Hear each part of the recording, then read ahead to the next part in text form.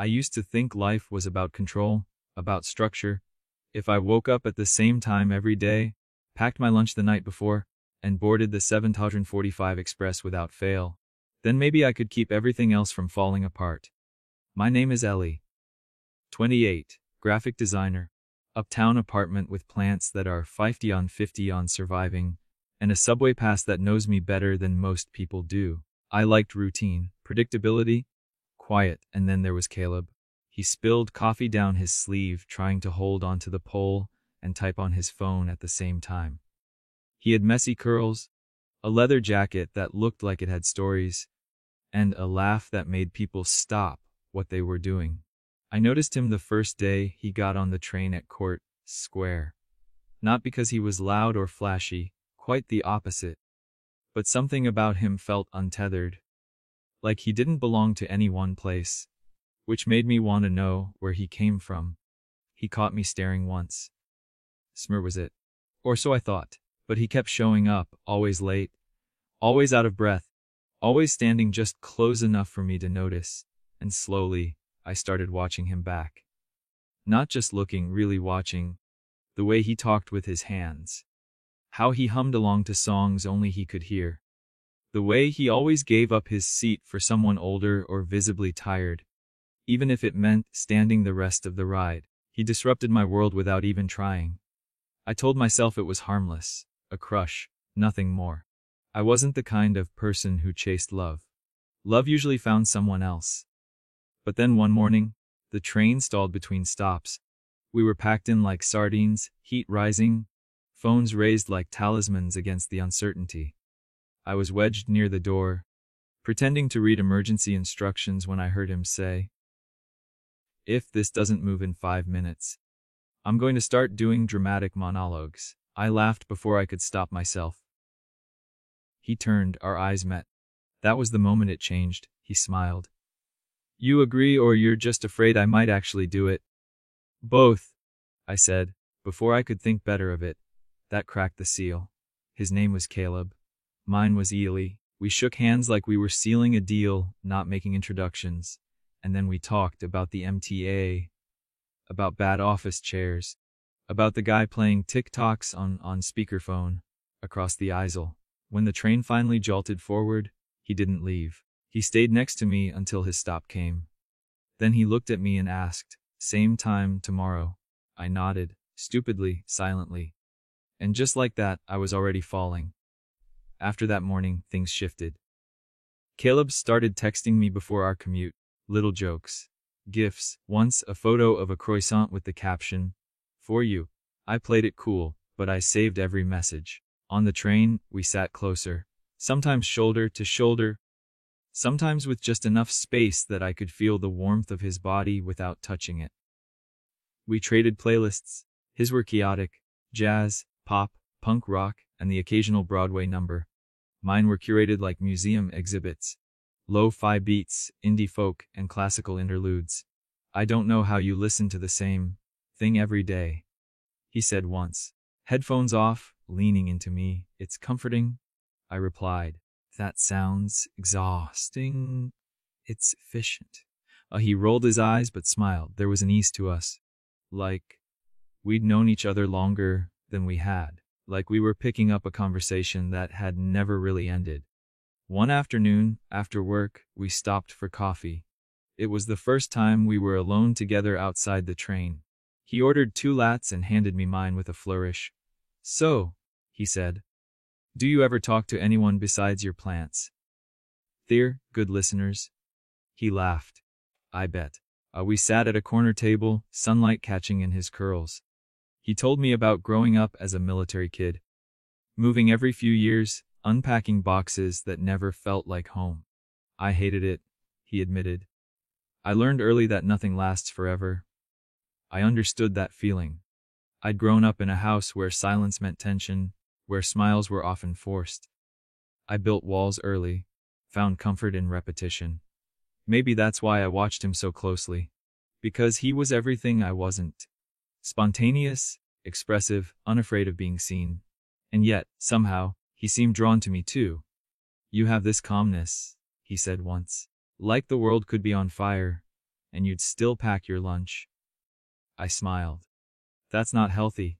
No, he said. But it makes me feel safe. I didn't know what to say to that. So I reached over and touched his hand. Just for a second. But it was enough. It happened on a Tuesday. The train was packed, as usual. Heat rising, people shifting, the overhead speaker crackling with static. Caleb stood beside me, one hand gripping the pole, the other brushing mine every time the train lurched. And then it did. A sudden jolt. He grabbed my waist instinctively. Neither of us moved. Not right away. His fingers lingered. His eyes searched mine.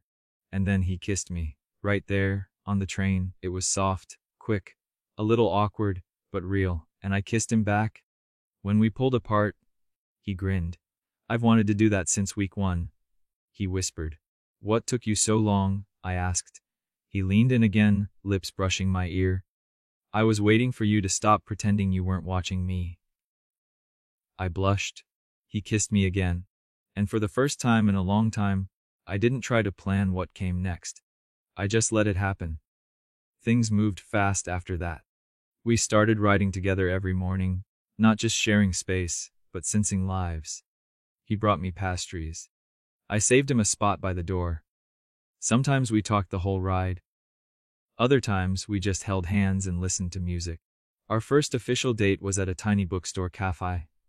In Brooklyn, he remembered my drink order. He teased me for giving him a 20-minute lecture on Matcha-esque green tea. And when he asked if we were dating, I said yes without hesitation. Eventually, we met each other's families. My sister loved him instantly. My parents were slower to warm up, but Caleb charmed them with ease. He helped my dad fix a loose tile in the kitchen. He praised my mom's stuffing. By dessert, my dad was offering him seconds. Later, alone, I hugged him tightly. Thank you, I whispered. For what? For showing up, for being you. He kissed my temple. Always. 6 months in, we moved in together. Technically, I moved into his apartment. Bigger, closer to the train, balcony with skyline views. It was a leap of faith. I'd never lived with anyone romantically before. I worried about losing my independence. But Caleb respected my space. He left me alone when I needed to focus. He waited until I was ready to label us. Slowly, my things filled his shelves. My books sat next to his. My plants thrived on his windowsill. We adopted a dog, a rescue named Ollie who hated stairs but loved cuddling. Life became warm, comfortable, full. The train remained a constant. Sometimes we rode it just for nostalgia. We'd find car 6 and sit in the exact spot where we first really talked. One Friday, Caleb leaned over and whispered, "Let's not get off today." I blinked. "You want to skip work?" He shrugged. "I want a day that isn't about rushing somewhere. Just you, me, one train, no end." So we did. We looped through the city, holding hands between stops. We shared secrets we hadn't said out loud before. Like how I used to dread being seen in public with another guy, and how he once broke up with someone because they refused to hold his hand in daylight. When he kissed me that time, not in secret, not in shadow, I didn't flinch. He made me brave.